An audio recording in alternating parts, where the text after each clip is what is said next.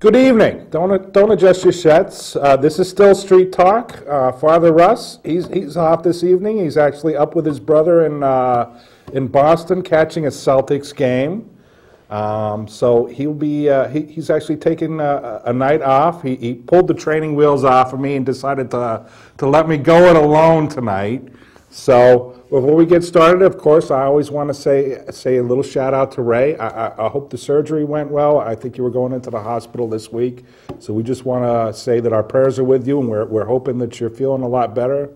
Of course, we always want to say hi to the people out in the towers, and also our prayers are always out there with Andy Maynard. We're hoping he's going to return very quickly to the Senate here, and we hope he's doing well up in hospital for special care, and things take on from there. I know tonight we have a little diversity here. Of course, Father has me go out. I'm his Republican liaison, so it figures he has a Republican council member out tonight, Marty Olsen. Marty, it's a pleasure to have you on Street Talk. Thanks. I'm delighted to be here, and I've been on before once or twice with Father Russ, and I'm looking forward to an engaging hour of. So how does he manage to mix it up with a Republican here? He has a Republican council member on here, and well, we find, quite frankly, that we agree on probably more than he might have thought of beforehand. I mean, we do disagree on some certain issues, and I'll stand my ground, and he stands his. But I think there's a mutual, respect, and we can, and that goes a long way.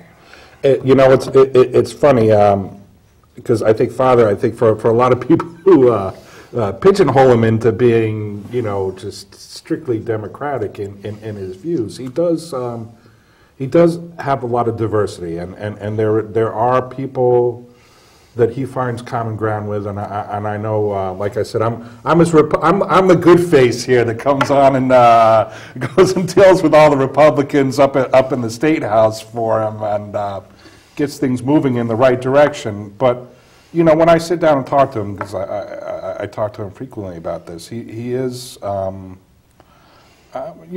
conservative. I think in some of his ideas about like budgeting and other things along those lines.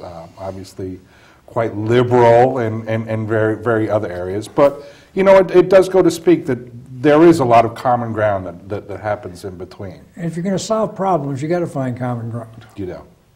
You most certainly do. And I think one thing in common that we definitely have on here is I don't think we have a particular liking for our current set of circumstances in New London with our mayor.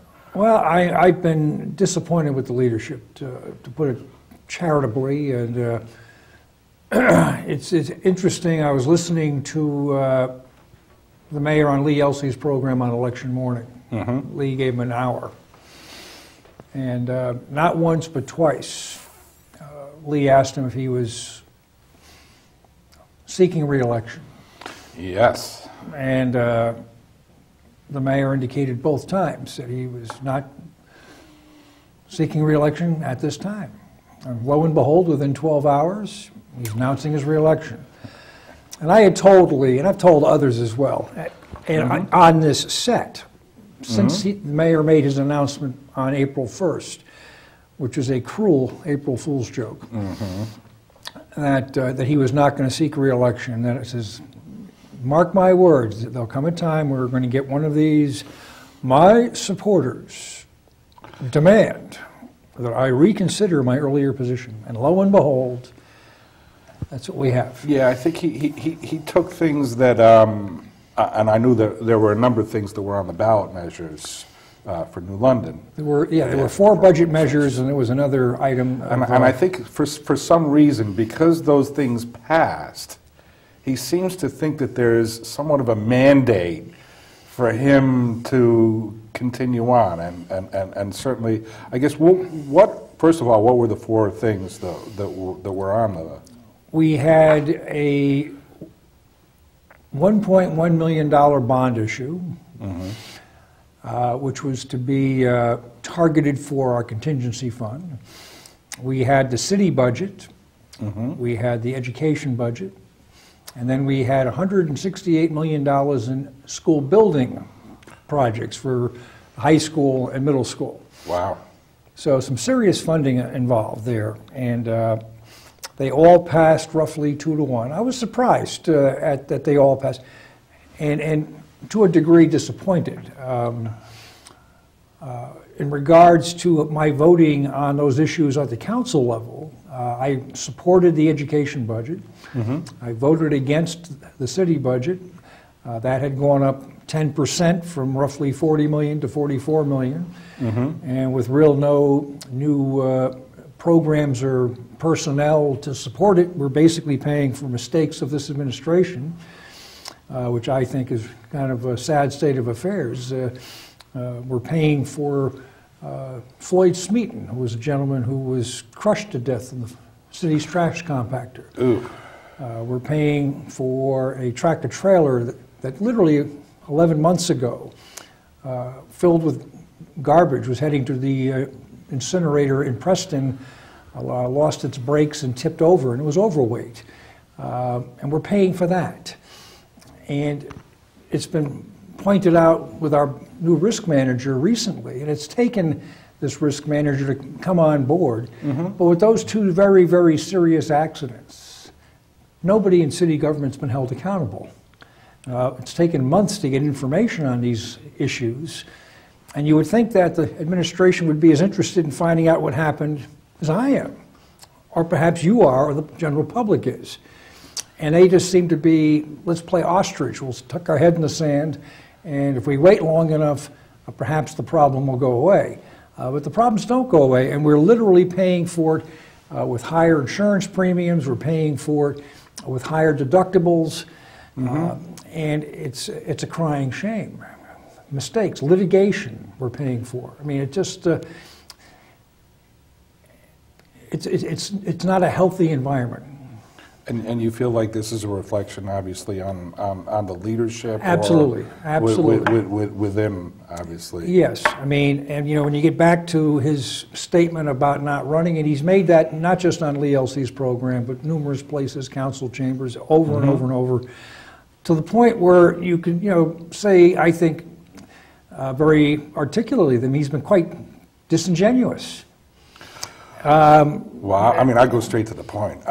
Personally, Fanuzio, from what has been described to me, I call him, because I know he's a club fighter. I call him a little on the punch drunk side. Well, I think he's lost a little up here from having a few too many hits to the head.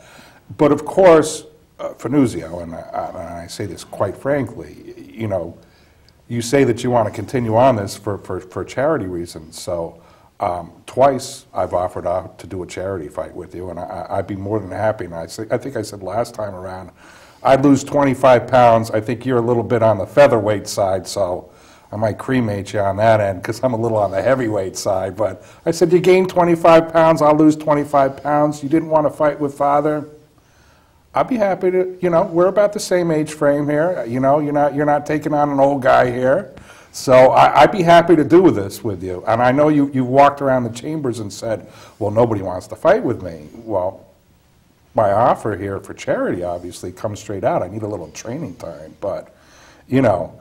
So apparently he has not accepted your offer. Apparently not. You know, I try to put it out there for him. I'm sure he probably doesn't watch this show, or at least he does it in secret. Could be, but you know, I put that out but in for that him. same vein, though, what you know, the pattern is that when the mayor opens his mouth, I find it difficult to take what he says at face value. I mean, it's almost whatever he says is circumspect. You've got to take a step back and analyze, and because when he might say this, he really means that, and you've got to. Nothing straightforward, and it gets to a value of trust. You know, who do you know and who do you trust? And I have a serious trust problem there, and I'd like to have my leadership for the community be more looking out for our community, as a little bit less about I. And I think No, you forgive me. I mean, I come from Milford, so Yep. my town's, I think, set up a little differently. And I think New London was at one point. Correct me if I'm wrong, you were sort of like the first selectman We had at one point, right? Well, we had for 90 years, we had a city council, Yeah. city manager form of government. So you had a trained professional city manager to run the day-to-day operations, and your city council was elected 7 members at large, and then the council would elect the mayor to serve for a 1-year term. I was the last mayor in that form of government. In 2010, we voted to change our government, and in 2011, we had the election to effectuate that change. And I believe you were on the Republican ticket or an independent ticket. I ran as a petitioning candidate or independent. I did not perform, didn't do very well in that particular election, but I gave it the old college try. But that's the election that Darrell was successful, and he beat Michael Bassetto, and he beat Rob Perro, and they were the, well, Perro was the Republican endorsed candidate, and Bassetto actually was the Democratic endorsed candidate out of their town committee, and lost to Finizio in a primary. And I petitioned, and 2 other candidates petitioned. So there was a total of 6 candidates. There was an element of a circus atmosphere, which I don't necessarily think helped the process very much. I hear there were a lot of promises made. Is the best way I could describe it. It's been challenging, and the mayor has surrounded himself with an awful lot of his friends and cronies, and not necessarily people with a high degree of qualifications for the jobs they've been handed. Which many of them fall. I mean, when I mentioned those 2 accidents within the Public Works Department, I mean, that's led by a gentleman who has no experience in the field. Which speaks to leadership.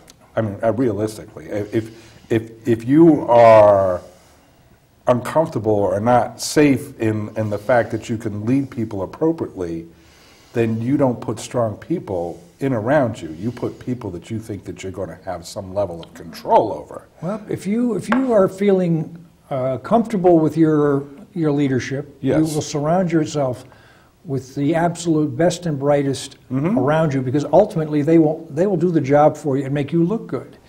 You don't surround yourself with political cronies who are going to tell you you're a great guy.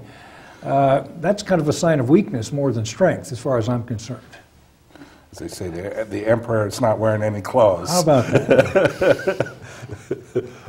But, you know, I mean, it's created a lack of accountability. I have questioned some of these hires since I've been on the council. It's now been almost a year.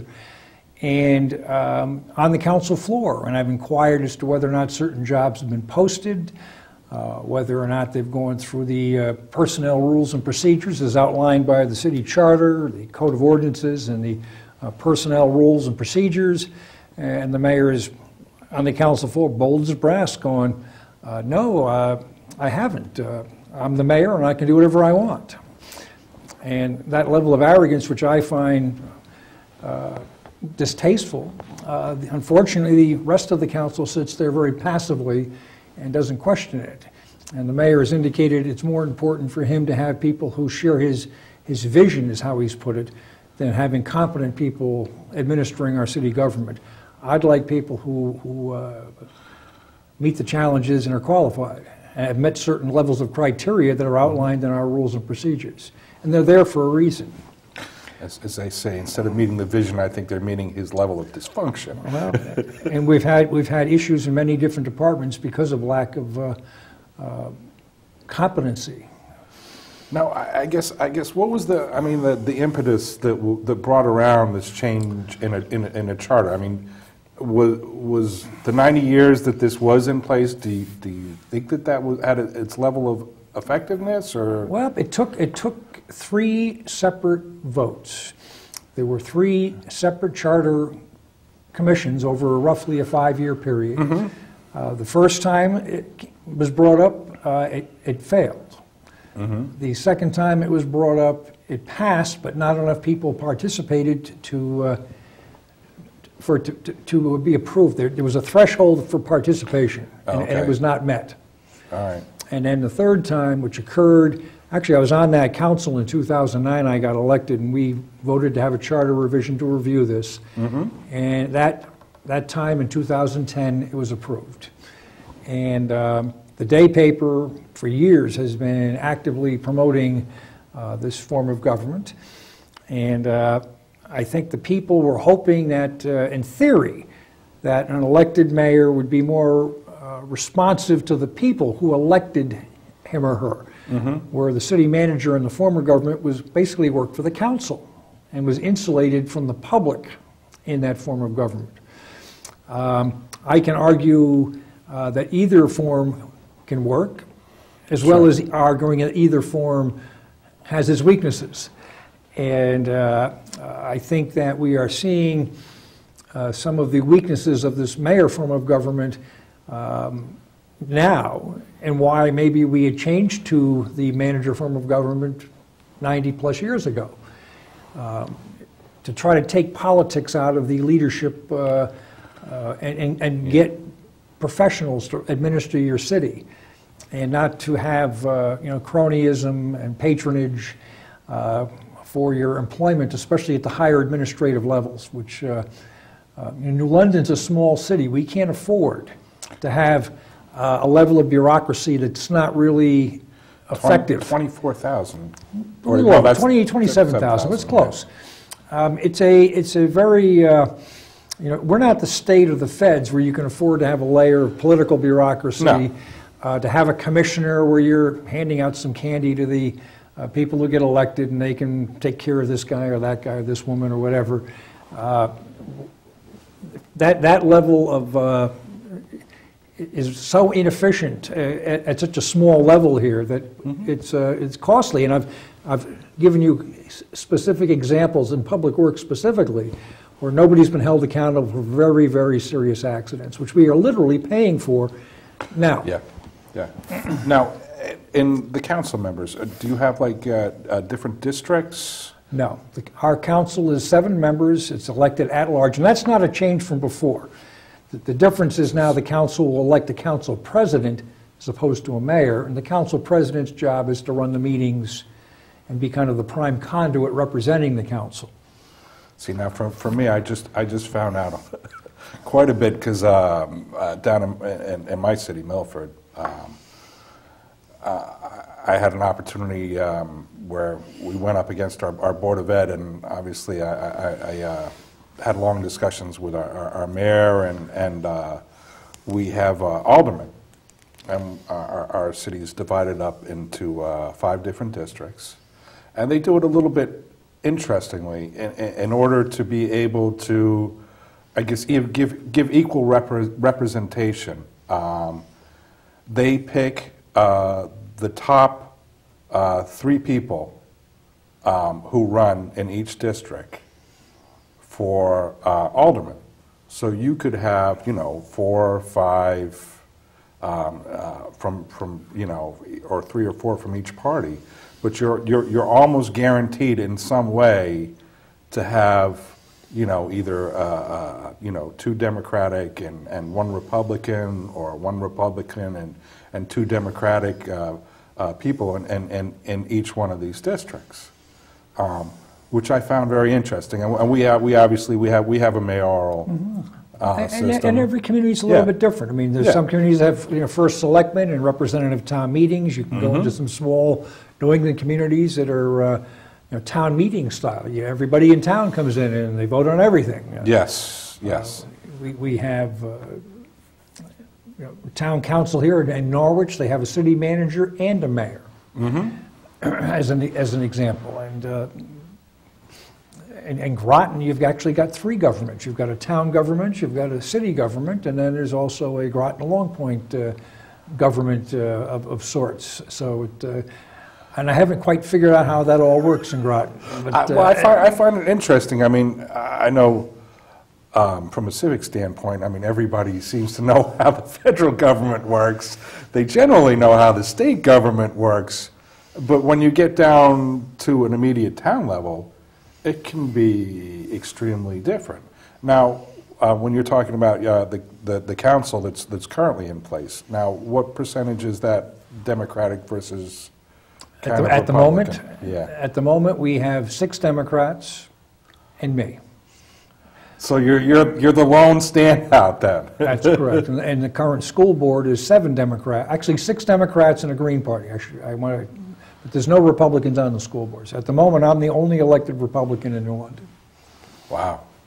You feel like a loner sometimes up there, or just? No, I just do my job. I want to be very clear. I enjoy what I do, and I work hard Sure. at it. And I do. You know, when the phone rings, you don't check party affiliations. No, you don't. You're elected to represent. You don't. Everybody, and you're elected to represent even the people who don't vote. Yes. Or aren't registered. You're Yes. elected to represent your community, and I think sometimes some people lose sight of that. But when my phone rings and people have got questions or concerns or problems and they need them addressed, I do my darndest to get them addressed as quickly as I can. And currently, the mayor has been trying to throw a little sand in my way, and in the gears. But I don't get discouraged. I just chug along and do what I have to do. Now, I mean, aside from our major issues with the way that the lack of leadership that's happening in New London, I know for myself, I came out here for my vacation. My son was involved, and I think we were talking about this before the show. He was involved in a viral video of Juno the whale out in Mystic, and we actually came out, and it happened to coincide, and we had NBC News that came and interviewed us, and so we were heavily involved in that, and I took probably about 4 days to come out here and stay in downtown New London. Because it was kind of central to where we were going. We wanted to go out to Block Island for a day, and being able to go from Holiday Inn. Did you take the high-speed ferry? It's a terrific Oh, day we trip. did. We did. We actually we brought our bicycles up with us, and we rode around Block Island. I had a terrific time. But the thing that stood out to me, because I walked around the downtown, and it was really my first experience with New London, aside from coming here to the studio or going over to Mr. G's, was sort of, I felt like I was going into a time warp, and the date that kind of like struck me was like 1975. And I don't know why it was, but I looked around, and it looks like things had been in disrepair. I mean, the sidewalks and some of the buildings and other things. And I look at the potential that there really is around here, and there is a huge amount of potential. I mean, you have the Coast Guard here, you have the Coast Guard Museum, you got New London has tremendous assets. Yes. And that's a fact. And what I find interesting, and if you're a book reader or have time, you should seek out a book written by Greg Stone, who's a former, he's retired editorial writer for The Day, called The Day Paper. And it's a history of the paper. And The Day in New London, although The Day is regional in nature, I mean, but it's inextricably linked with New London. And you read that book, and it's a pretty easy read, that our problems in this community, I mean, they go back to like the Civil War. It's like, when you use the word time warp, to me that it just clicked, that we're kind of like caught in this thing and we can't break out. And so I think there's an element of truth to that, and how we are not taking advantage of our opportunities and our assets, and we're kind of caught in certain things that seem to continually hold us back. And I've mentioned this over a variety of campaigns, but I think it still holds true today. But New London has been a victim of what I would call silver bullet solutions, where we tend to think of, if we do a particular thing, if we do Captain's Walk, all of our problems will be solved. If we tear up Captain's Walk, all of our problems will be solved. If we do Shaw's Cove redevelopment, that'll cure all of our problems. Or if we do Winthrop Cove redevelopment, all of our problems. If we have Pfizer, all of our problems will go away. Not recognizing that any of these projects And I worry even now with the Coast Guard Museum that we look at that as a silver bullet, and it needs to be viewed as a catalyst as opposed to a silver bullet. We build off of it and things work around it, and you build upon this base, but the base itself is not going to cure the problems. If we're going to sit back passively and wait for somebody else to do our work for us, that just isn't going to happen. And it's up to us as a community to create an environment that people will want to be here and live here and invest here and open businesses here, to create an environment that's exciting and dynamic. This last 3 years under this new government, we've had so much drama. This is not an environment that's going to encourage people to invest. I mean, we've lost a third of our police department. That, to me, is a rather hairy environment. It's not conducive to people feeling comfortable about it.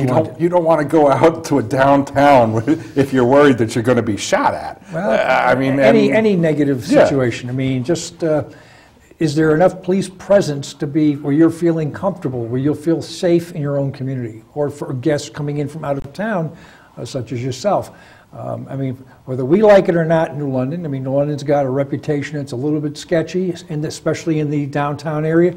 In order for people to feel safe, you need a police presence. You know, it's like a couple of weeks ago, I went to the UConn hockey game up at the XL Center. They opened up their home season with BC, Hockey East. Big step forward for UConn hockey, I might add. But in Hartford, around the Civic Center, walking from the parking garage, which is only a couple of blocks away, there's a cop at every corner, so that you know that there is. I mean, it's not that they're brandishing weapons, they're there. And it keeps the peace. As you're entering the arena, you don't have to worry that there's going to be some wise guy or a thug, because there's that presence. And it's important to have that, I think. And we've lost that. And the mayor seems to be very cavalier about the need for a police presence. If anything, he seems to be openly hostile to the police. Well, I think he try to get him to tell him don't arrest anybody that comes up with any kind of like marijuana. Well, that was one of the else. first things he did when he was actually he wasn't even sworn in as mayor yet. He was actually that was the excuse me, I stand corrected. That was his first day on the job. But Mike Regan, who's the state's attorney, had to pull him aside and tell him you can't do that. You can't tell the cops not to do their job. That's against the law. No. Well, for as much as I know another mayor that was a huge self-promoter, but he certainly understood the importance of police presence. Giuliano, New York City. I know I have a master's in healthcare administration, and one of my last classes was kind of like a political study on certain things. And we talked about leadership and some of the things that he brought around. That's Ray Longmore. Oh. Ray, you gave me a lot of time here. How you doing, Ray? Good, buddy. How you doing? I'm doing real well. Do you know our council member over here? Huh? Do you know our council member over here? Yes. How you doing, Ray? Yep. Yep. So are you out of the hospital? You doing all right? Yeah, I'm out now. Yeah? You're feeling better? We've been saying our prayers. I know Father Russ has been thinking about you. Because something wrong with my neck. A blood clot I had. Okay. A blood clot. Oh, you had a blood clot? Yeah. Well, I hope they gave you some good medication to help along with that, so that didn't hurt anything. In the hospital. So you're back at home now? Yep. You feeling better? Still a little better, but slow yet. Well, I'm glad to hear that, Ray. Yeah, they operated me last night. And they let you out that quick, huh? So where'd you go over to? L&M? Yeah. Well, I'm glad they were all there and they took care of you. Where's the father tonight? He's off at a Celtics game. His brother took him out for he got tickets for him for his birthday. I wanted to call you to let you know, But I see you, and I was in Pennsylvania. I'll make sure that I pass along the message that you asked about. Yeah. But he's out having fun tonight. All right. You all good, Ray? Who's the guest? How are you doing, Ray? Thanks for calling in. Good, how you doing? I'm terrific, thank I you. feel a lot better than did. Couldn't understand that half. Yeah. That's all right. You all good here, Ray? I said, are you all good? Yeah. All right, my friend. You have a good night, all right? We'll see you next week. I got a little dress on my neck. Yep. We'll see you next week, all right, Ray? I want to call you and say hi to you. Thank you very much. Wouldn't be All a right. show unless you didn't call in. All right, Ray. You have a good week, all right? Good night. Night. I think he calls most of the programs. I do believe so. He's well versed in community access TV. There you go. But that's okay, Ray. You know what? You participate, you stay involved, and you want to know what's going on, and that's important. That's important.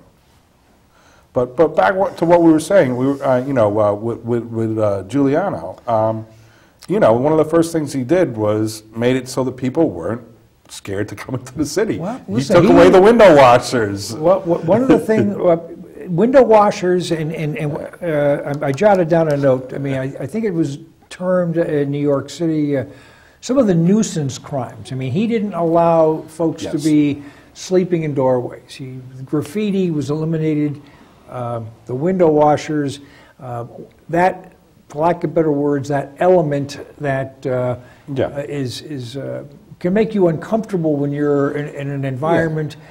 He cleaned up, and I mean, he was able to clean up 42nd Street. I mean, you've got Disney in 42nd Street as opposed to 42nd Street of kind of hell on wheels. Yes. Like I said, he was a little bit full of himself, but he did have good ideas about how to fix certain things, and obviously he wanted to take the credit for everything that happened within his administration. He did surround himself with good people who knew what they were doing and who could help in facilitating cleaning up these situations. And certainly, people need to feel safe. I mean, that's just it's a primary element. I mean, you look at the Middle East these days, and the disaster zone that's going on over there, and people don't feel safe anywhere. I mean, they have it a lot worse than we have it over here, quite honestly. Yeah, they're throwing rockets around. I mean, I mean, we don't have that sort of similar situation, but the need to feel secure within your own environment is an important piece, I think. To bringing anybody in. I mean, obviously, you're talking about the Coast Guard Museum, and like you said, not a silver bullet, but certainly a strong, piece of the puzzle. Absolutely. I mean, as I say, it's a catalyst. Yeah. But one thing that we need to be careful of with the Coast Guard Museum is, I mean, this is being funded privately through the Coast Guard Foundation, and they need to raise approximately $80 million. And they're just barely getting off the ground as we speak. I mean, like $1 million. They got a long way to go. So we don't want to be counting our chickens before they hatch. And we've got to, again, we need to have an environment here that's going to be conducive for people who want to invest in our community, including the Coast Guard Museum. I mean, again, we can't expect a magic wand to be and spark little sprinkles of magic dust, and all of our problems will go away here. I mean, I think people. Or from what I heard, that our good friend Finney kind of brought the business community into his fighter machismo. This is what you got to do. I'm going to help you into this. Yeah, I'm sure they didn't really appreciate that too much. But I think that I will walk, and go in any neighborhood in our community at any time. But I'm also a guy. I've lived here all my life, and I'm comfortable. But I can fully understand others who are not. I can understand where you may not want your wife or daughters going in certain areas by themselves, or anybody for that matter. But I am personally, I don't get too nervous. I'll walk by the high rises down on Crystal Avenue. I mean, it's I mean, I'm not going to say I'm going to sit there and loiter, but it's not a case of where I won't go through there. As an example, I mean, it just in other neighborhoods that have had unsavory reputations in the past have been cleaned up. I mean, Michael and Anthony Road come to mind quickly, where at one point in time those two streets were it was like a war zone, and they've got new property management in there, and they've cleaned the place up, and they should be applauded for what they've done. So I think that's an important consideration, but people need to feel safe. And our neighbors and our surrounding communities, they need to feel safe. If we want them to come in to support what's here, our restaurants, our theater, the Guard Arts Center, our art studios and galleries, and at least in the downtown area, our limited retail, people have got to feel that they're comfortable, that they can come here and have a nice meal and have a walk on the waterfront, and that they'll be fine. And when they go back to their motor vehicle, that everything's the way it's supposed to be. I know where I grew up. I grew up down in Norwalk, which is a similar town. I mean, it had a long history in the waterfront.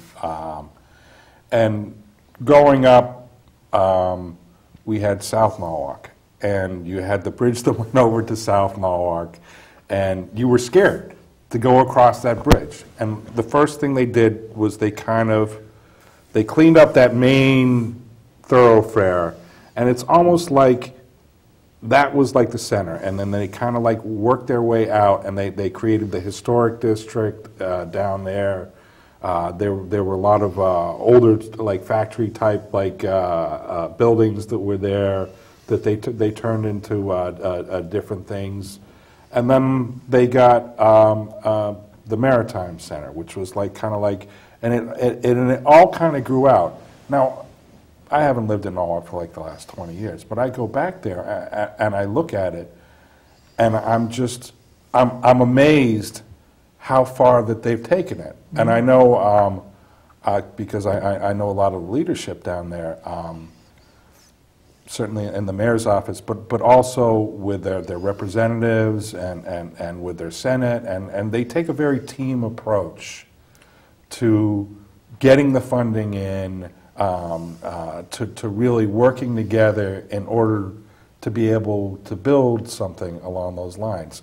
And it seems to me, and like I said, I've never gone into either council meetings, but there's a lot of division from what I hear within New London, and different parties that are focused on several different aspects. The irony of it is that it has not been partisan. I mean, it's been kind of those aligned with the mayor and those who perhaps view his policy decisions or his administrative decisions unfavorably. For 3 years, he seems to have managed to have at least 4 votes to push whatever his agenda may be forward. And that's one of the issues regarding this new government. In order to challenge the mayor,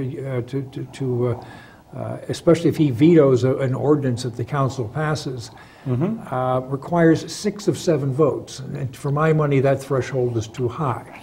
Yeah. 5 would be, even 5 is a high threshold, but that would be a more appropriate, and that requires a charter revision, by the way. That can't be changed by simple passing of an ordinance. And then there's the problem where the council has passed ordinances.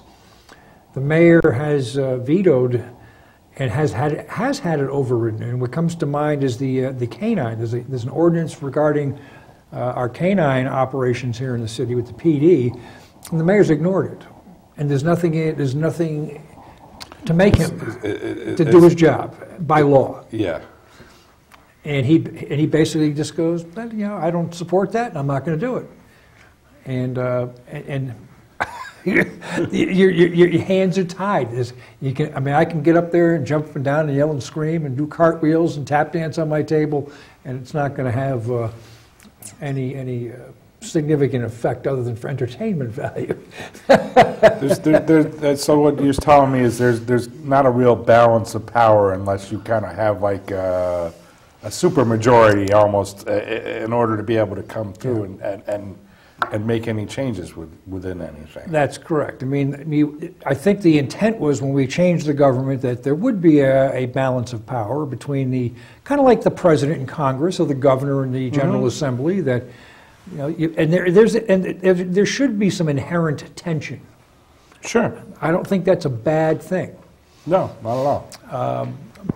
But it shouldn't be weighted where it's like this, where the executive branch is here and your legislative branch is functioning, you know, 6 or 7 Well, blocks below. I always think that, and I think from a voter's perspective, to a certain degree, I think people like a certain level of divided government because they know no one party or no one person can overreach, and it's usually when somebody goes so far that they overreach that there's the backlash.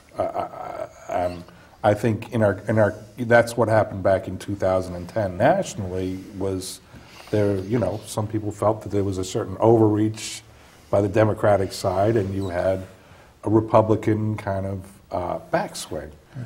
I think what you're dealing with now is there's so much divisiveness that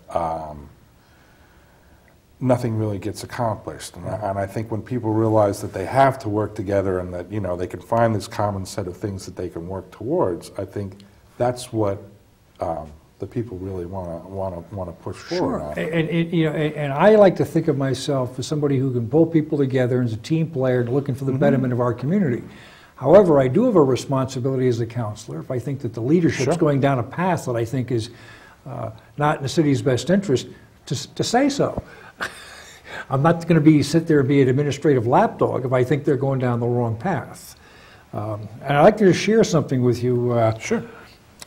Now, I'm not sure if you're familiar, but earlier this term we had a major fiasco with a renovation of our animal control facility, more commonly known as the dog pound, where our purchasing ordinance was abused to the nth degree, and we had an investigative report by a city attorney stating as such, again, another case where nobody's held accountable. You've done wrong, and that's the end of it. We don't even know who did wrong. It just, we'll acknowledge its problems, and this is something that was into hundreds of thousands of dollars. So recently, some work was performed at the police department, construction work, and I questioned. I wanted to know who did it, how much did it cost, what was performed, what work was performed. It took me 3 months to get the answer. 3 months.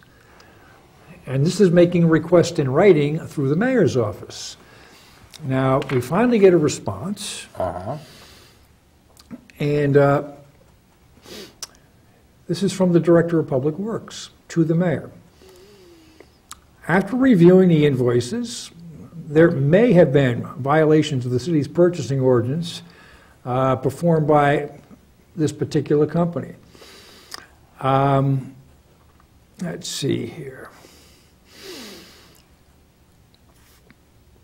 They were supposed to. He goes, the employees involved in overseeing the work instructed the contracting firm to continue the work without written specifications, without soliciting price quotes. Now, the purchasing ordinance requires that. Based on this information, I conclude that the purchasing ordinance were violated. So there's acknowledgement that there's a violation. However, based on my interviews, It is clear that the employee's intentions were to expedite repairs. That has nothing to do with things. No. There's procedures to follow, and they didn't follow them. And that they were the source of long-standing leaks within the building. Well, I don't know if anybody would argue about the long-standing leaks, but that has nothing to do with the procedures. They've been there a long time. The procedures were not going to interfere with doing things properly. And he goes on, while it is nonetheless a violation, I factored in my decision how I would regard the situation. Let's see. And the Public Works Director references 30 years of improper maintenance. Well, you know, if he's going to do that with the city, everything in the city could be pulled into question. Well, that's why I said it's a time warp. It's in 1975. City Hall, the Martin Yes. Center, Riverside Park, whatever you want to do. I mean, the police department, fire headquarters, I mean, the list goes on and on and on. I mean, this, and people elected this new government not to look back, but to look forward. Right. So this excuse, to me, it just doesn't hold water. And, but again, nobody's held accountable. They break the rules, even admit they're breaking the rules, and it just, who cares? So what could be put into place to make this a situation that would be more accountable? Well, that's where I think the charter needs to be revisited, and some of these loopholes that we have in here, such as this, such as the threshold of 6 votes to override a veto, to level the playing field between the council and the mayor or the administration, would require a revision of the charter and another look to tighten the control systems that currently exist, which give the mayor an exceptionally wide berth. The city law director, in theory, works for the mayor, the city council, and the city. However, his rulings inevitably support the mayor. And you have no recourse as a council unless you want to hire your own counsel at additional expense. And that's a problem. Sounds to me like the leadership just keeps going round and round and round and round and round, and that there's no impetus. There's no reason why they see that they should come to a solution with this. Which brings us around, quite obviously, to Michael Passero, who has already announced he's running, and he had a huge event downtown, which was highly supportive, and he's going to be on next week. Oh, good. Actually, so I get my first opportunity to meet up with him. Michael's a good guy. I've known Michael since we were teenagers. We lifeguarded together at Ocean Beach.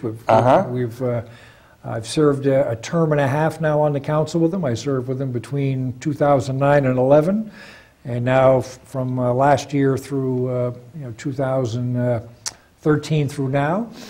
And we've developed a pretty good rapport. We agree on a significant amount of items, disagree periodically, but when we leave the council chambers, we're still friends. You don't take your political battles on the floor. No. Outside.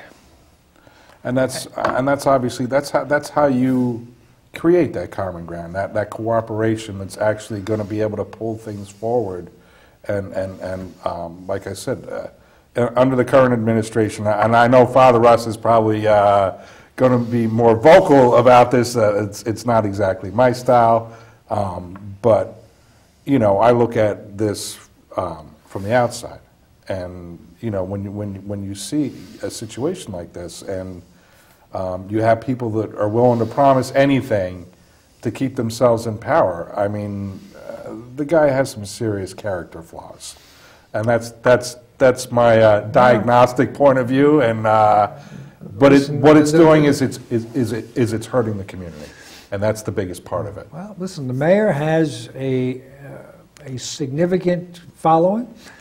I think to take his candidacy lightly is at our own peril. No. I think that if he is to be defeated by whomever, whether it's Passero or anybody else, is going to require a Herculean effort, and the mayor has proven to me that he has a capacity to campaign. Not so sure about his ability to govern. No. But in order to govern, you have to get elected. And that's something he's done once, and I don't just assume that his performance alone is going to take him out. It's going to require a terrific, hard-working, sustained effort to take him out. And that's what we're looking to put forward. And that's where we are, and that's our hopes that, you know, it's kind of like, you're the boxer. I mean, I didn't box, but I played football when I was a kid. I mean, when you got a guy and he's down, you got to finish the job. That's where it comes down to it, you know. And they say, you know, you fooled me once, and I hope the voters in New London understand this and can see this and what damage it really has done.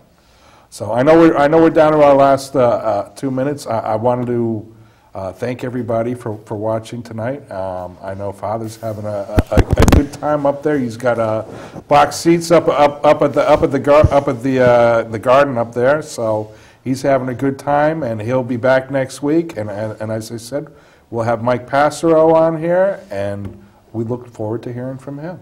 So. And thank you for having me on tonight. I really enjoyed the hour. I appreciate it. Thank you very much, sir.